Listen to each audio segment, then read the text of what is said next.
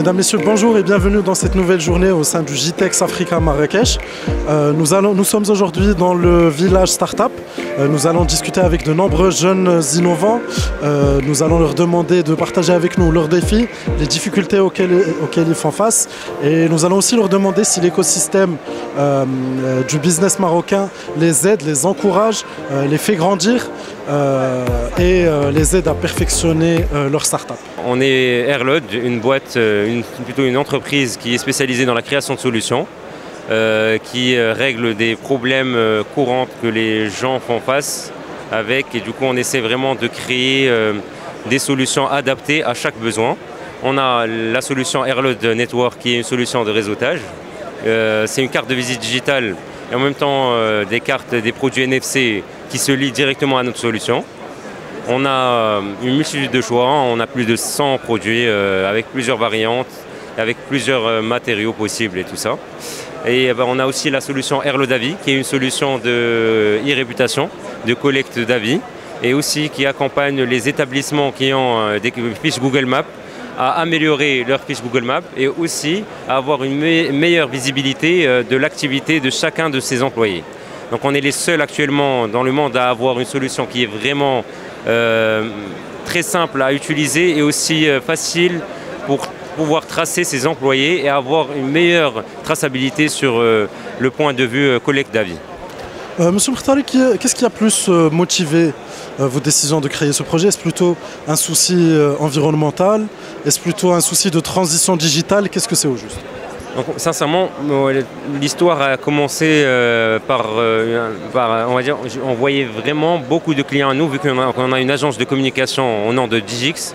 Et à un moment donné, vu qu'on avait cette agence de communication et on sentait un besoin qui était très fort d'avoir une solution qui peut aider nos clients déjà à pouvoir échanger et à avoir leur carte de visite en plein événement, parce qu'on avait eu beaucoup de besoins, beaucoup de demandes par rapport à ces cartes de visite de cette façon un peu digitalisée.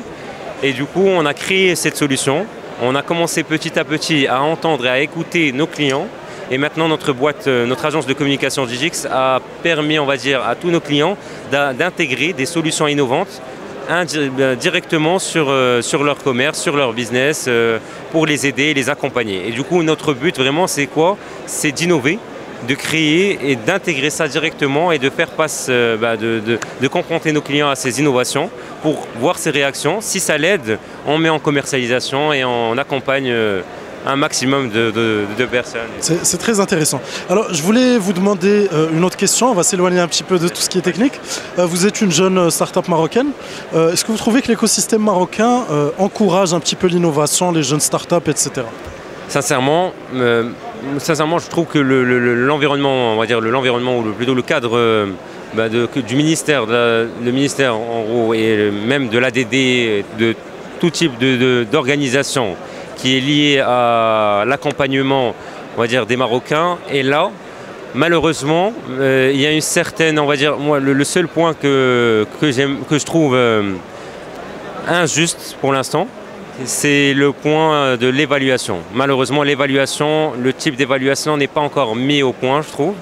On a encore une certaine, on va dire, un manque de transparence au niveau du jugement des jeunes startups, des critères de jugement, en quoi on peut juger une startup bonne ou mauvaise. Et je trouve aussi qu'en parallèle, il y a l'environnement marocain qui n'aide pas aussi. C'est-à-dire les startups marocaines qui n'aident pas aussi ces parties prenantes ou ces organisations-là, vu que les idées sont vraiment que du copier-coller. Il n'y a pas vraiment d'effort qui est fourni pour accompagner ces organisations-là à investir un maximum.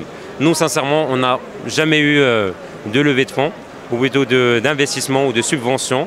C'est que de l'investissement 100% personnel, avec une évolution qui a été faite grâce à notre temps, grâce à nos efforts, grâce à notre famille. Et on essaie de se tuer un maximum, ou plutôt de se consacrer un maximum à ce projet-là pour réussir et pourquoi pas être une unicorne marocaine. Inch'Allah. Inch'Allah.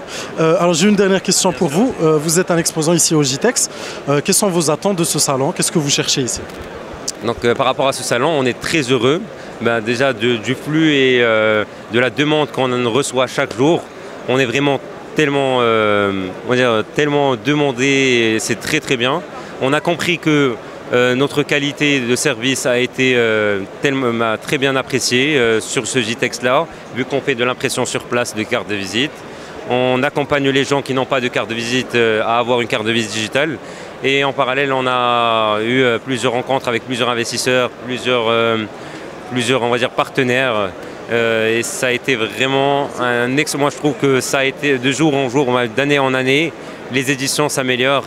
Et c'est vraiment une excellente édition quand même.